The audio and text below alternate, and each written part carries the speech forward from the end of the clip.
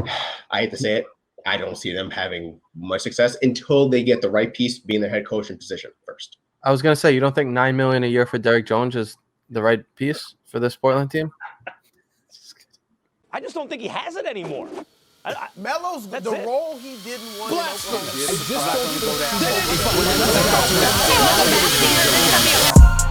Carmelo Anthony drills it straight away. What's going on, everybody? Welcome back to another episode of Control the Narrative, a podcast where we control the narrative that the media creates. If you're new around here, subscribe to catch our weekly podcast on YouTube, Apple Podcasts, Spotify. And if you're a returner, a subscriber, or better yet, a Control the Narrative member, we appreciate your attention as always and just your support. If you are watching this and it's Wednesday, if you're listening to this and it's Thursday, or even Friday, this Friday night, we have Black Ball screening at the Manhattan Film Festival in New York City in Manhattan. 9 o'clock, we have some tickets still available. If you go to blackballdoc.com, you will be able to buy a ticket there. I think tickets are $14, and it starts at 9 o'clock p.m. I'm going to set something up for all of us to meet beforehand so we don't just go in the movies and come out. I want to at least meet at a bar, a restaurant nearby.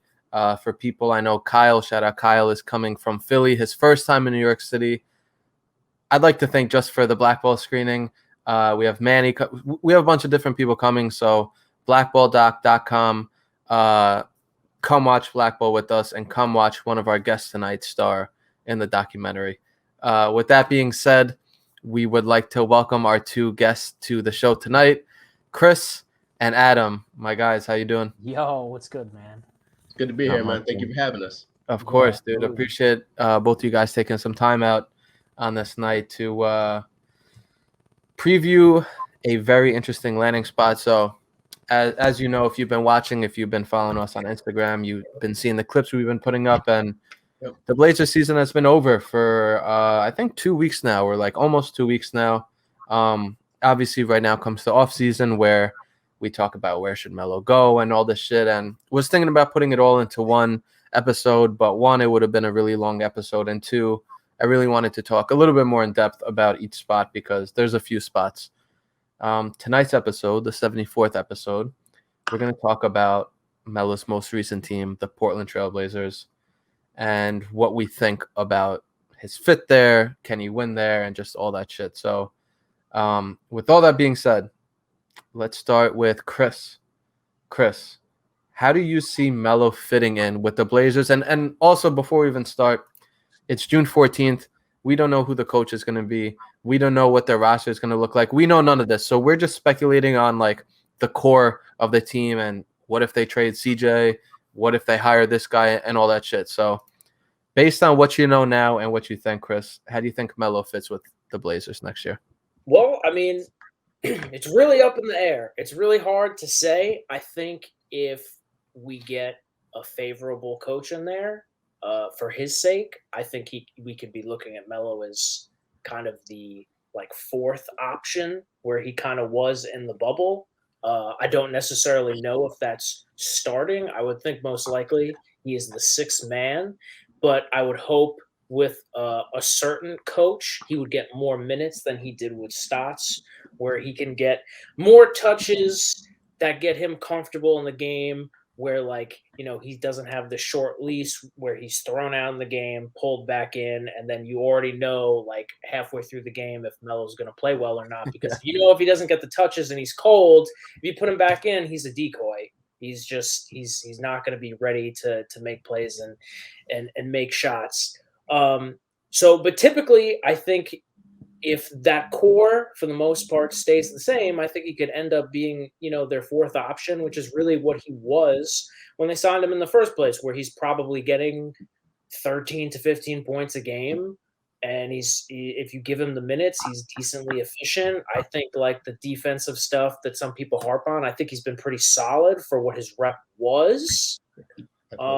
Yeah, I think if the minutes are going to be there from whoever the coach is, I think it's a solid role. I think it's the role that he's kind of built himself into since returning to the NBA. Fair. Adam, what do you think? Hey, Everything Chris just said, 100% true. Here's where you kind of are going to see a different, I guess, a different approach, because it's going to come down to two things. It's going to come down to where the GM, I think it's Neil O'Shea, right? Yeah. Neil O'Shea, I give credit. Like, the man had a lot to work with, like from like the departure of like LaMarcus Aldridge to building the roster to where they are now, right? Like they've had some playoff success. They clearly showed that they need veteran leadership, needed a veteran role, because they had a very young. I think Chris cut out. Adam cut out for a second. We'll give him a few more seconds. I think what he was saying was they needed leadership, and Melo provided that. I think that's where he was going. We'll see if he gets back in, but I guess I'll jump in for now. And we'll get into what they need to do for this to be like a perfect situation for Melo. But in terms of fit, I think with the current core and like, you know, they could trade CJ, they could trade Nurk, like a lot of shit could happen. We're prefacing everything we say with that. But if they keep even a similar core, I don't really think there's a chance that he becomes a valuable piece to this team again, like he was in the bubble. So I think we got Adam back in here now. Keep going. You're talking about veteran leadership and shit. Yeah, I'm sorry, man. It's internet. What are you You're good. Yeah, they surrounded Dame and CJ with that veteran leadership that they needed. And now they are their veteran leadership now, right, for the next guy. So continue to surround them with that, with Melo. Now when you get a break, see, that's going to come into bigger play, especially now because of the names that I'm hearing for the new coaching job. You're going to want these veteran guys for these younger coaches, right? Like, I don't want to like jump ahead, but like a big name that I'm hearing is some of these guys I've never coached before. We could talk about which coach. Chauncey's a big name that I'm hearing. Like, I would love that Chauncey Billups pickup. I want Chauncey to actually have that job, but at the same time, I want him to have the veteran guys and forget the fact that he's not only played with Melo, he's shown to have success with Carmelo. He's shown to be a successful player as an extension as a player and as a coach extension, like on the court. Chauncey's the guy that I want. I want Melo to have success where he's going to be at. I think the Blazers could put him in a position to be successful either as that third or fourth scoring option, which he's more than capable of doing at this point in his career. Like, the man is a top 10 scorer in the league. There's a reason why he's capable of doing that, because he can score in multitude of ways. He can still change up his game where the man can still, if you give this man 7 3-pointers, he's going to probably hit at least 4 to 5. He's still capable of playing in this league on a high level. And then you throw in the fact that, like, I got to give credit. He did a damn good job, I think, on like those switches off of Jokic in that series. Like, you also got to give him credit. Like, he hustles. Like, Carmelo's been known to doing like those, you know, those sneaky little blocks he does. Defense. He did it on Denver. He did it with the Knicks. The man is a smart player, and smart players last long in this league. So you get the right coach, you get the right system, you get the right set of veteran guys, especially with a young coach where you want that. He's going to succeed. I wouldn't be worried about that, but the name is what I'm more concerned about. Who's that name going to be? Fair, dude. I was just saying before, I don't know. I don't really see them going back to the bubble Melo and really the first year Melo, where he was really, really involved. And like, you think about when CJ and Nurk were out for an extended period of time, the kind of role he had, like when they came back, he really, really dropped off. There was a game, he scored 0 points in one game. I think he took 4 shots. And obviously that doesn't happen every single night. But the fact that it happened one night, I just can't see him going back to a team where he's the 4th or 5th option. And not only is he the 4th or 5th option, but he's the 4th or 5th option on that team where they've shown, even when he's shooting the ball really, really well, he's not going to finish the game. And that was really frustrating watching. And it just, like, to me, I don't really see how he fits on that team. Coaching wise, if they bring in D'Antoni, obviously not. Billups, we know Melo and Billups had a really good relationship playing. They played with Denver and with the Knicks together. But, you know, Chauncey also said some things about Melo when he was out of the league that, you know, got a lot of people talking about how, Melo only cared about scoring 30 points. And if he didn't score 30 and they won, he was pissed. But if he scored 30 and they won, it was something like that. And I know that rubbed him the wrong way. And just a lot of different things. So I think obviously what happens with the coach, what happens with CJ, but I just don't really see a situation, a scenario right now where it makes sense for Melo fit-wise to go back there and be that fourth or fifth guy. And this is excluding like winning and like their chances to compete and shit like that, but literally just to go in and play behind Dame, CJ, if CJ is still there, Norman Powell, who's also a restricted free agent and things like that. So I don't know. Fit-wise, at this point in Melo's career, I don't think it makes sense, especially now with Stats leaving and the coach who comes in. I'm sure they're going to have a more structured offense where it's not just going to be, yo, your turn, my turn. And Melo had his post-up opportunities over the past 2 years with Portland. Maybe not so much this year and especially later in the year, but he had his opportunities. Yeah, in the bubble for sure. Yeah. So that's why I just don't see him really being a fit for this team.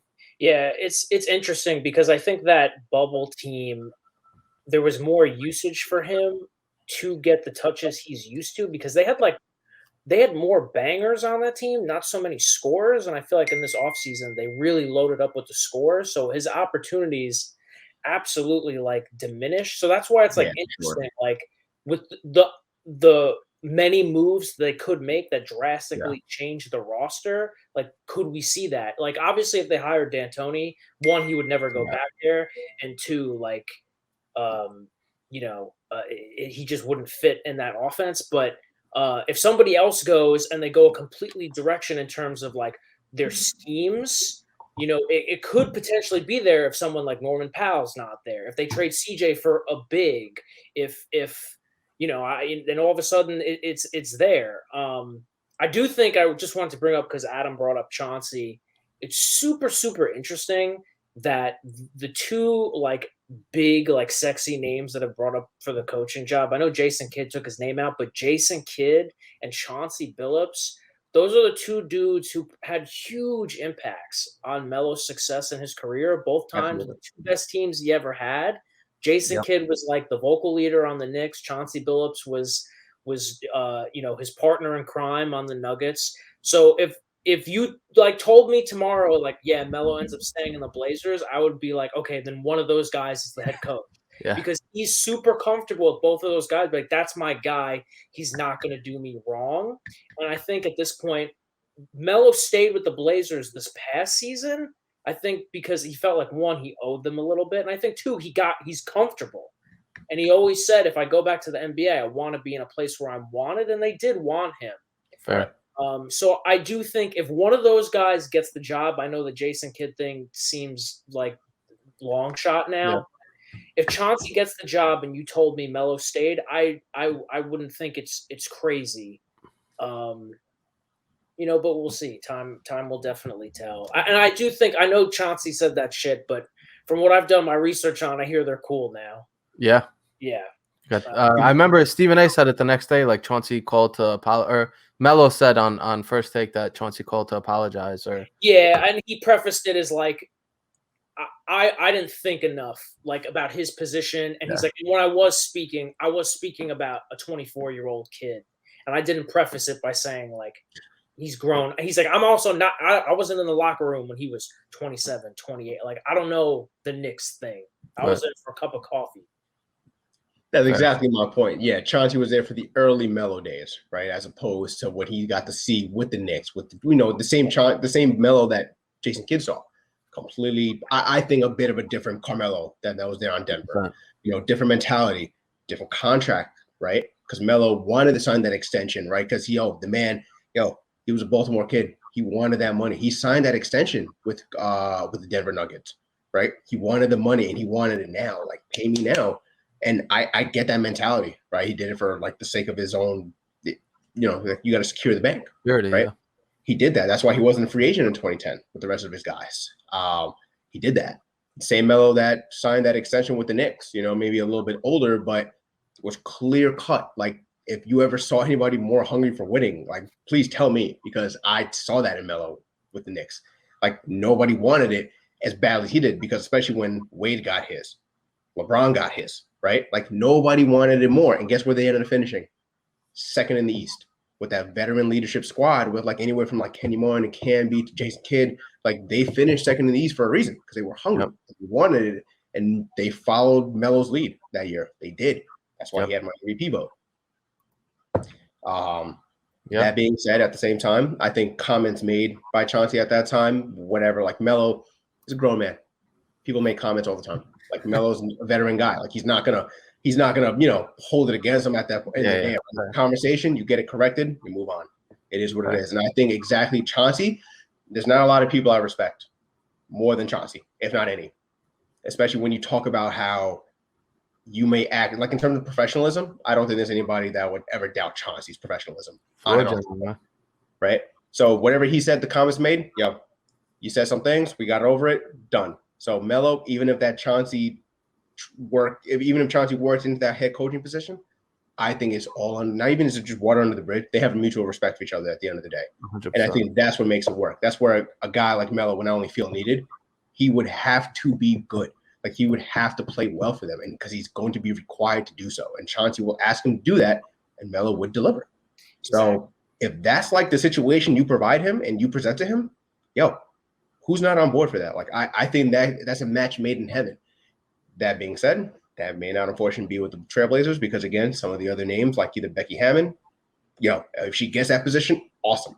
I think that would be a great thing for the NBA to have their first women's head coach. That'd be awesome. Who am I to say, like, you study under Pop, you're going to be good, right? Like, that's just how it is with the Pop system. If you can instill that anywhere, you get. But does it work with Melo there? I don't know. Time can only see, but I can tell you one thing. Time is not of the – time's of the essence. The man only has so many years left at this point. Like, great scorers are great scorers until they're not. That's a little vague to say, but end of the day, like, you can go until you wake up one day and you just can't. Yeah. And he's pressing that time now. Like, time is of the essence. So I want him to be successful and needed at the same time. Like, you got to find the right situation, and I hope he does. That's really all what it comes about, and where he's comfortable. You were right about that too, Chris. Let's get into that. His opportunity to win in Portland, because obviously, like you said, we don't really know how many years Melo has left. He could have played his last game. He could play one more year. He could play 2 more years. I think maybe absolute max 3 more years, but I think 2 years, just a complete guess. I see. So, Adam, with Melo having very limited time left in his career, still hasn't won a championship. What do you think the opportunity is to win in Portland? Do you think they're a legit championship contender? And again, I'm going to keep saying this because it's June 14th. We don't know who's going to be on the team next year. We don't know who's going to be the coach. We're just speculating on if they kept the core together and shit like that. So what do you think about the Blazers next year if they keep like the general core together? General core together? Look, Dame said it best, right? We couldn't get it done. We didn't win a championship. It wasn't a successful year. That is pretty much everything you need to know about where he's at and everything you need to probably know where the team stands, right? Like, correct me if I'm wrong. Maybe I'm not aware, but you don't get rid of a head coach that, yes, he did have a first round exit 4 out of the last 5, 6, maybe 4 or 5 years. You don't get rid of a head coach if you haven't been able to get over that hump of the first round without at least some form of expectation that the next year you're either going to be capable of doing that or capable of winning it all. Like when Golden State got rid of Mark Jackson, right? They got a Steve Kerr, but that roster was assembled. That roster was deadly, and you saw what they were going to be. I see the Trailblazers, like, I love CJ, love him to death. He is like, I will stand by. He's one of my favorite players to watch. Like, I'm always been about like the mid-range. I'm a mid-range assassin guy. I love his mid-range game. At times when Dame wasn't there, CJ took over. And sometimes CJ looked like that guy that could lead a franchise. That being said, them and Dame. No, he looked like that guy sometimes. Like, he closed out that Denver. He's not against the Denver Nuggets this year, but he did at times. Yeah, that's a different thing. My point is, like, the inconsistency is definitely there. But I think a guy like CJ, I love him to death. When you have a ball-dominant guard already in Dame and a more than capable superstar in this league, it's tough to pair him with a guy like CJ. So I think you might have to start thinking, CJ has to be that trading block kind of guy to bring in somebody else that can help that team. whatever the GM decides to end up doing, like whatever Oshale can do, I give him credit. The man's had a tough job. He's done pretty damn well, I think, but there's room for improvement. And I think he didn't get fired because I think they think there's a chance that he can improve this roster. Next year, honestly, I don't know where they end up going. I think the head coaching position will be the start. I think Oshale's job, he's definitely in the hot seat, if not like the thing is on fire. Like at this point, like the man's house is on fire. Like he only got one more year. He'll have to put him in a position to win. I'll be honest with you. They're in the West. West ain't easy, man. It's not. And it's not built to be easy. It's not built for everybody, but you have to find a way to win. And other organizations have clearly done that. Maybe have to start looking at that. Maybe have to start looking at like why the GM can't find the exact right pieces to do so. And if you can, what are you doing to get those pieces? What are you going to give up? So I would think it needs to be formulated and they'll work it out. But I hate to say it, I don't see them having much success until they get the right piece being their head coaching position first. I was going to say, you don't think $9 million a year for Derrick Jones is the right piece for this Portland team? Oh, you want the PC answer to that? Look, by the way, Neil O'Shea's house is on fire. His wife and kids are out already. He's in the house. He's like, I'm trying to put the fire out. That's where they're at. Yeah. Chris, what do you think? So Adam, to summarize, you think it's not he doesn't have a realistic championship opportunity in Portland next year? In Portland, no, but only because the currently roster assembled at this time, it does not scream to me championship roster. It doesn't. Okay. Chris, what do you think? Yeah, I think they're really their best window, which was already low, was now. You know, I think with so many injuries and just bizarre randomness happening in these playoffs, like they always say it, like styles make fights. Unfortunately, like in terms of defensive matchups, to go against Jokic was the worst thing for them. Worst thing. It's like rock, paper, scissors. The Nuggets beat the Blazers, but the Nuggets stood no chance against the goddamn Suns. The Blazers probably would have taken the Suns to 7 games at their 7, you think? I think so. Yeah. I mean, I say 6. If the matchups just fit better where it did go the length. I don't think Denver had the guard play to push it that far. Denver without Murray, mind you. Yeah, exactly. Yeah. Yes, exactly. And I think they just eked by the Blazers because they won that insane ESPN fucking classic game that Dame really should have had in his bag. Because literally, the winner of that game wins that series. But doesn't that sum it up, right? Yeah, exactly. And so no, I think the window is closed for Melo in terms of the championship thing. I mean, obviously we have no idea what's going to happen, but I think no matter what moves they make, whether it's trading CJ or Nurkic, like I think the best case scenario is they're right back where they just were, where they're a 4 to 6 seed. And if they're that again and everyone's healthy again, the best case is they win a round. That's it. I agree, dude. Like, it's the craziest thing was after the bubble, how hyped we all were. Like, realistically, they lost in 5. Dame got hurt. Zach Collins got hurt. But we're like, yo, they got to run the shit back. We're like, they look like one of the best teams in the league in the bubble. They went 6-2. Then they beat the Grizzlies in the play-in game. Then they won game 1 versus the Lakers. We're like, they just, Dame got hurt and the refs and like a lot of things happen in games 2 through 5. But I was just like, yo, they got to run this shit back. Like, they're a legit championship contender. And then they go out and, like, I thought they made a couple decent moves. Like, Robert Covington, solid player. Derrick Jones Jr., didn't really know how I felt about him. But, like, they brought back the majority of that team. And, yeah, I agree. I think, like, if there was a time and a window for this team to win, it should have been, and it could have been this year, I believe. Obviously, CJ Nurk went down. Then they came back, and yeah, the matchup was terrible in hindsight. I thought the Nuggets were a great matchup for the Blazers because I was like, yo, they can't keep up with the Blazers offensively.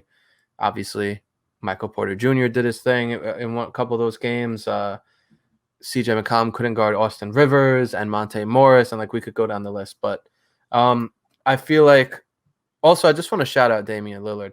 he is the best player that Melo's ever played with in his 18-year career. And for that to be the case, like at the time, right? Everyone is going to say AI and shit like that. AI wasn't. No, 100% right. AI wasn't AI No. on the Nuggets. He was still very good, obviously, but not what Damian Lillard was this year.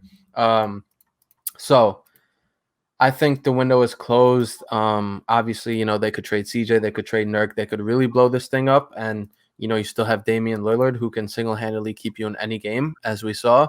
But at the end of the day, I don't think this team as currently constructed, and even I don't even know who they could trade CJ for that would really make this team a championship contender like that. Like Kevin Love or some shit. It's been talked about for a long time. Who you guys thinking of someone? Too many injuries. Well, I think that they definitely would have to give up more than CJ. But the Indiana thing, they got a lot of pieces, a lot of Turner going on. No, Sabonis. I think they should really for their sake, after seeing Nurkic, how he did against Jokic. If I was the Blazers, I would try to throw the kitchen sink at nabbing him. Yeah. And the funny thing is they traded Gary Trent because they didn't want to pay him, and they got Norman Powell, but now they might lose him. And after you after you watched him in the playoffs, do you even want to pay him now? It was we'll pay him though, but he didn't even play well. If you kept Gary Trent and you trade CJ, I mean, what the money works, but I mean, it could have worked out a little bit nicer for them. And not just trading him, right? You're trading him because the one thing the Blazers clearly lacked was defense. Yeah. You traded a guy that was clearly a silly damn solid two-way player for, I'm sorry, Norman Powell on fantasy, not a bad option. Norman Powell in real life NBA playoff games speaks for itself. He had that one game. He balled out. He balled out that one game. One game.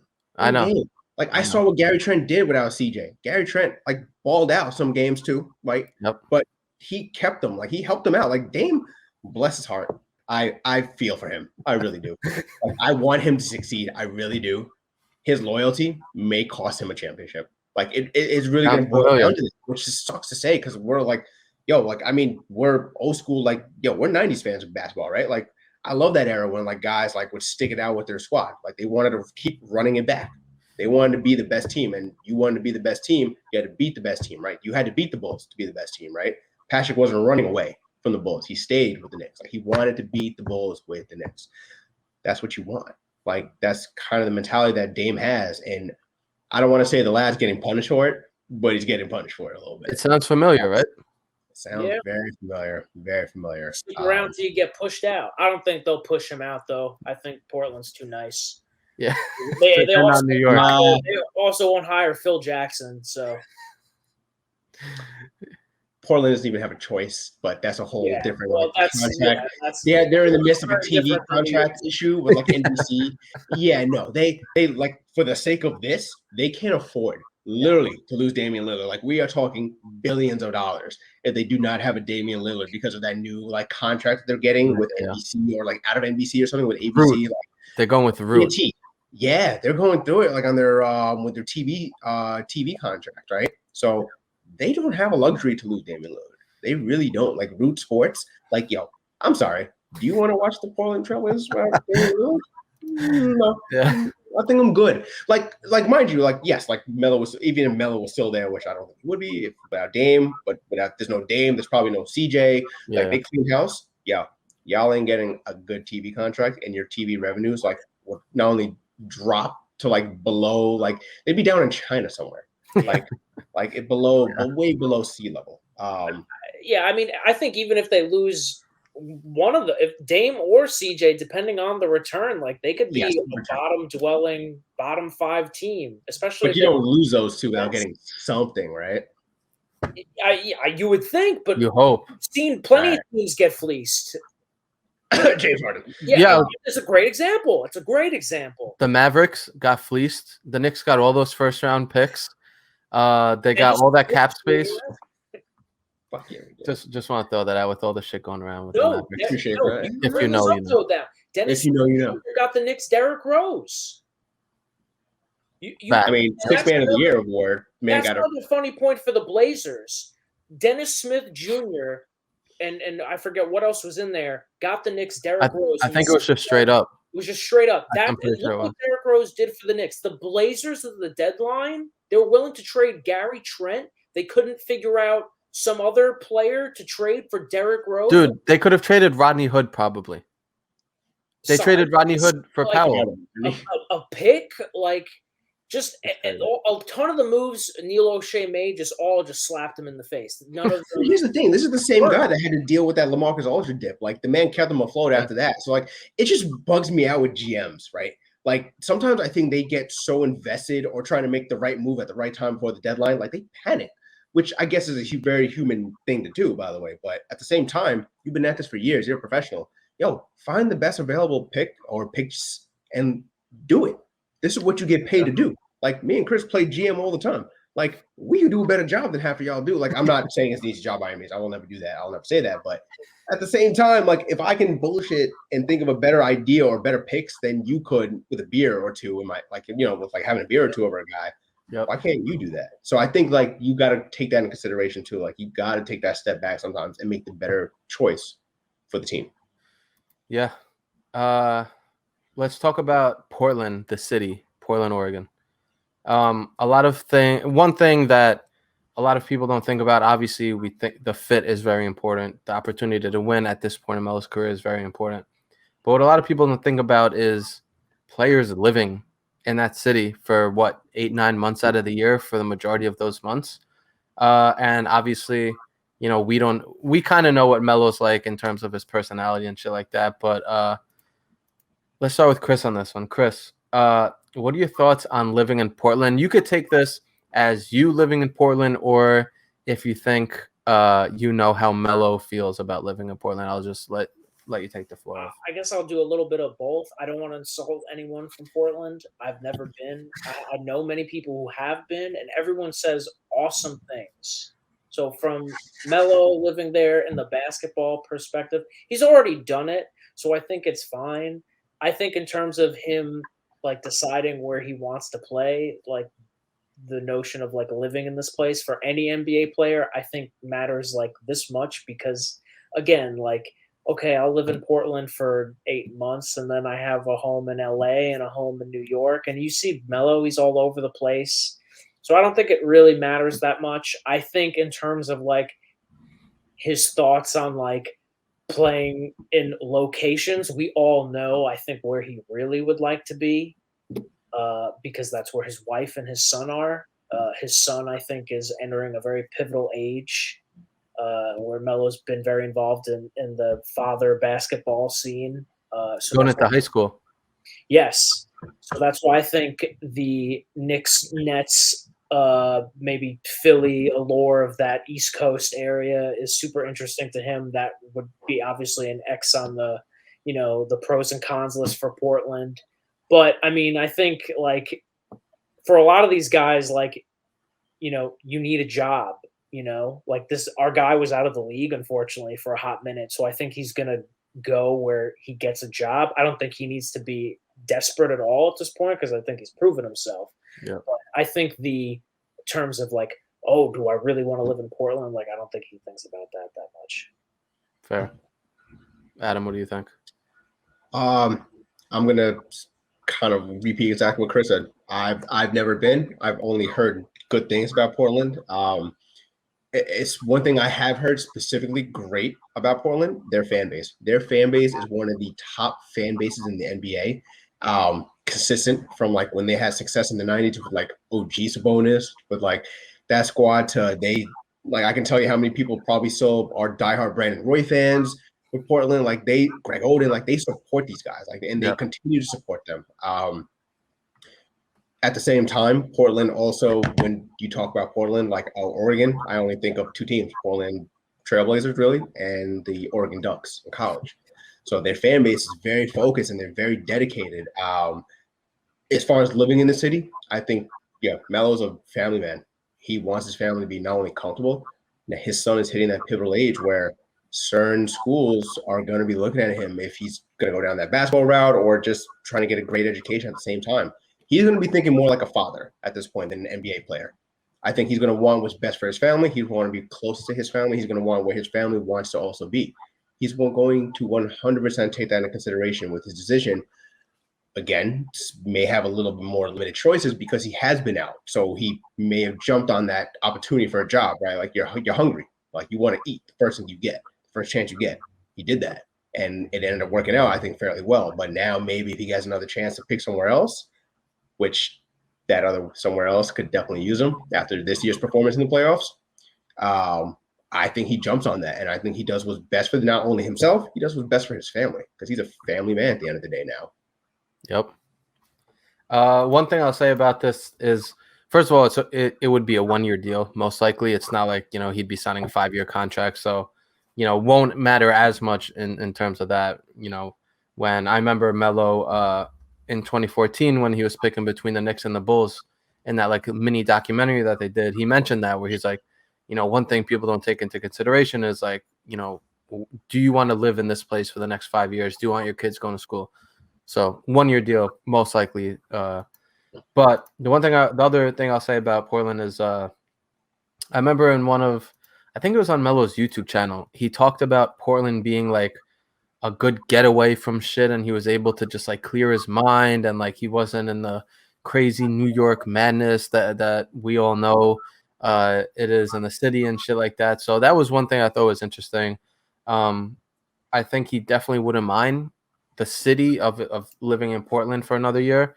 So I don't think that would be something that stops him from re-signing with Portland. I think it would have everything to do with basketball, winning, and then comparing that to another team closer to home. It's like what J.R. Smith said when we got traded to the Cavs. He said, "There's nothing to do in Cleveland. I play video games and I play basketball." But sometimes that's really good. Yeah, unless he's a sushi guy, because I don't know if you can find a good sushi out in Portland. But other than that, sure. Yeah. But look for J.R. Smith's playing career. I would say he was his best. I mean, probably on the Nuggets, but look, he won on the Cavs. He was a huge part. I mean, I don't want to bring up what, but when they won, he played a big role. Yeah, fair. Yeah, he was busy in them DMs in the Knicks. What I'm saying. I mean, he did his thing. Like, no, it's tricky out there, right? Like, you have to. You're 100% right. You consider everything, the full big circle. So you have to consider that. So a single guy as opposed to a family man, you have to take that into consideration. Absolutely. Yeah, like being in New York and the second round of the playoffs and partying with Rihanna the night before the games, and then going and shooting like 2 for 13. For JR, that was extremely attractive, going out and be able to do that, and that shit still haunts me to this day. Chris purposely didn't bring that up for a reason, right? Dude, I'm telling you, that block and all that. Anyway, let's not get into it. Hopefully, we'll say that for another episode. Hopefully a second tenure with that team would change some shit. We'll see. Yo, let's do this one. Give me like 30 seconds from each of you. Who do we start with last time? I think Chris, right? Adam, we'll start with you this time. Yeah. 30 seconds on what it would take for the Blazers as an opportunity to make sense for Melo to re-sign with them. Oh, head coach. Like, flat out, it has to be the right head coach because that defines everything. Right fit, right now. Like essentially, Carmelo's narrative will be written by the new head coach. What he values in him, what he clearly sees, what he's capable of doing in terms of, forget talent, what he's capable of doing when you need him to do. Carmelo will get it done. And I think the head coach has to be smart enough to realize that, smart enough to realize what he can do with his personnel. And honestly, you got to realize that, like, if the personnel ain't working, your GM has to take the initiative. And sometimes, like, talk to Dame is a big part of that. Talk to Dame, tell him, like, this is the hard love, here's the hard truth. Sometimes your boy needs to go, and we're not only going to get something better, we're going to get us over the hump, and we're going to do what it takes to win. That's the bottom line. Do what it takes to win. And I think that'll keep Melo there. That'll get him over the hump. All right. Chris?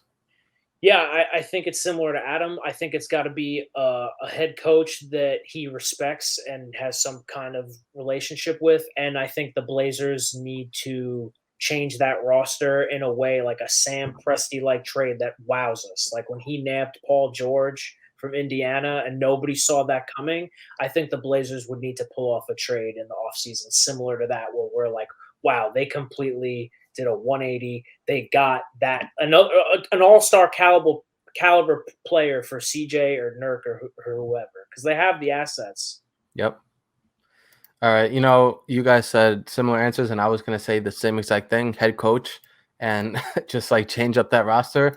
So I'm going to go a different route. I'm going to say, obviously, on top of those two things, having a coach that he fucks with, a coach that he wants to play for, and then two, fielding a competitive roster, and that's not that roster we just saw as we saw what happened in the playoffs. So I'm going to go. I'm going to also add on top of that they really have to show him again how much they appreciate him, because we saw that when he first got there. He fucking started from day one. The fans were chanting his name, and like the fans even they sang happy birthday to him on the same day. So like respect to the fans, but I think that what we saw them do with Melo in the beginning of the year, saying, "Oh well, it's not about who starts; it's about who finishes." First, you put him to the bench. Then you say that shit. Then you don't let him finish, even when he's shooting well some nights. So that I feel like he's not going to come out and say like, yeah, that shit pissed me off. But you could see it when Stotts would take him off the court with like 5-6 minutes left in the fourth. He'd like sometimes he'd go like this, and then they'd put him in for like one offensive possession with like 30 seconds left. So I think on top of both of those two things, I think they need to just show him and show him more than like tell him how much they appreciate him, because he's not who he was 8 years ago, 5 years ago, and all that shit, but he's still one of the greatest scorers and players in NBA history. And I just felt like they disrespected him a lot this year with the different shit that they pulled off with the, oh yeah, don't worry about you not starting, Melo, like you're gonna finish, and then he doesn't finish. It's like I feel like they lied to him, and that's a GM who's still there. So I feel like they would have to make amends. I don't know their relationship, but I'm going to add that to it.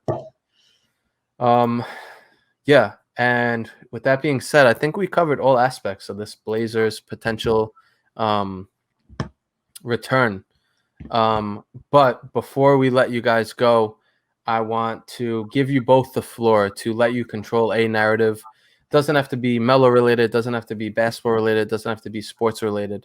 But this one we could start with Chris. I will give you the floor and let you control a narrative. So as two basketball fans here, I want you guys to know I think we should retire the term assist hunting. I've been hearing it a lot lately about Chris Paul, Dame, Devin Booker, a lot of guards in the playoffs right now, and I hate it. I hate that term. Charlie Rosen wrote that once. He was one of Phil's lackeys in the New York papers. He said the only time Melo gets assists is when he's assist hunting. I just hate that in terms of basketball, because what is the object of this game? Put the ball in the hoop. So you pass to teammates, so they do that and they score, and that's how you win. So this term assist hunting, I don't understand it. It's not a bad thing. You should want your teammates to score. You should want your teammates to play well, because that's ultimately how you build chemistry and how you win. So I think that term needs to go. I think we need to stop saying it. I think it's stupidity. Like I don't get it. Do you think quick follow-up? Do you think Westbrook's stat pads? You've heard that before. Do you think that? I think at times you've seen it, but I don't know if you can stat pad with assists at times. I've seen him do it with rebounds. I didn't say let's retire Steven Adams. I said assist hunting. Okay, fair. I like that. That's a good one. I think the other name you could throw in that list, by the way, before even Russell, I would have Rajon Rondo. Not in a bad sense, only because I think sometimes he looks for other people's shot before his, but that's a little bit of a different mentality. He's still trying to find the best available shot because he may not be the best shooter out there. So I'll give you that one, but retire that. I agree with you 100%, man. As far as my own narrative goes, if I had to control something, I'm 100% throwing ESPN, all of them under the bus. Some of these analysts, some of these media professional columnists, I am so exhausted turning on ESPN, and the first thing I see is this one cat's name, whether it be somewhere being like a rookie that only played X amount of games in LaMelo Ball, they are riding that LaMelo Ball train. They rode Zion last year till the trains fell off. The second LaMelo showed up, they forgot about Zion. I am so sick and tired of ESPN riding these guys till the brakes fall off, especially because they only have LeBron for a couple more years to really do that too. I don't want to flat out say that there's nothing wrong with these guys. Like these guys can ball 100%, like no pun intended. Like these guys are amazing athletes and amazing professionals. But at the same time, I miss the old NBA when like you turn on the channel, like they were showing like an ESPN like highlight. It wasn't just riding Melo or Zion or LeBron. Like, yo, there were times back in like that post MJ to like pre-LeBron days, you didn't know who was like per se going to be the next big name, right? Like you knew Kobe. Shaq was kind of teetering, getting a little overweight. Like Shaq was teetering like pre-Miami trade days. Like you had Kobe, you had AI. As far as I'm concerned, you had one of the best players or my favorite player, Trace McGrady. Yo, it went anywhere from those guys to like Gilbert to the Steve franchise, right? Like those were some of the big names I love hearing about. I love ESPN talking about them. Like at the same time, like you didn't really know whose NBA was going to be, right? Even LeBron's first 2 years, didn't know it's going to be his NBA until after the fact. I just miss when ESPN would kind of not glamorize is not the right word to say, but at the same time, like they kind of glamorize like the competition. Like I want to see these guys be pushed. I want to see these guys be competitive. I'm tired of some of these guys being, and the refs too, making the softness has gotten a little bit into me, and like ESPN is kind of pretty much like allowed that to happen. Like they kind of like okay that. So what I want to see the competitiveness. I'm tired of seeing ESPN say it's okay for guys like it's okay for LeBron to lose in the first round. It's not a big deal, but we're still going to consider him one of the best players of all time. It's not okay. It's not, and you're allowed to say that on live TV. You can be honest. Like these guys aren't honest anymore. Max Kellerman. Some guys shouldn't be allowed to talk about basketball anymore, but that's a different conversation. I'm just saying, ESPN analysis, these columnists, yo, be raw, be real, keep it 100. Like keeping it real is not a wrong. Like you're allowed to do so, and I think they lost that a little bit. Like I think it's gotten a little too commercialized for my taste. I want to see like some of these raw, like some of these podcasts get a little raw, and I want to see some of these ESPN analysis do that. I want to see an honest basketball critique. We don't get those anymore. Nope. It's very rare, and I think that's such a rare art, and I think we got to get back to that. Like, I hate to say Skip Bayless was one of those guys, but like, yo, the man says some outlandish shit. You get raw. You got raw, man. He said he went against the grain. It's okay to go against the grain sometimes. It makes sense when you do that. Have the facts back it up. It's okay to do that, and I want to see more of that. Yep, and that's why we are nearing the viewership of ESPN's flagship program, First Take, because people are I was thinking that the whole time. I'm like, all right, how can I relate this to Control? But no, like on some real shit, like that's why like we started this shit. Obviously, it had everything to do with Carmelo Anthony and him being blackballed, but like, where did that start from? Like, we think it started from behind the scenes in Houston and all that shit, but at the end of the day, ESPN was riding with it. Bleacher Report was making memes about it, so it spread through them, and it like really became popular through them, which it was annoying. And we saw that Melo could still play in this league. He came back and proved that he could still play in this league. And who knows what happens with the show in the future once Melo retires in 13 years, if we decide to go with another player, just like the sport or whatever the case is. But that's like the true epitome of the show. So I like that. I was going too. Absolutely. No doubt. Chris, Adam, I appreciate you both for taking some time out and joining me tonight and talking some Melo. And let's just end it off with this. Do you think Melo re-signs with Portland? Gut feeling? No, me neither. No. All right, gonna get that clear. We're gonna do this every week. Next week, I haven't decided which team we're gonna do, but I hope that Chris and Adam shed some light on this Portland situation for you guys. And again, appreciate you both for hopping on tonight. Thanks, man. Thanks for having us, man. Appreciate you. Stay Melo, baby.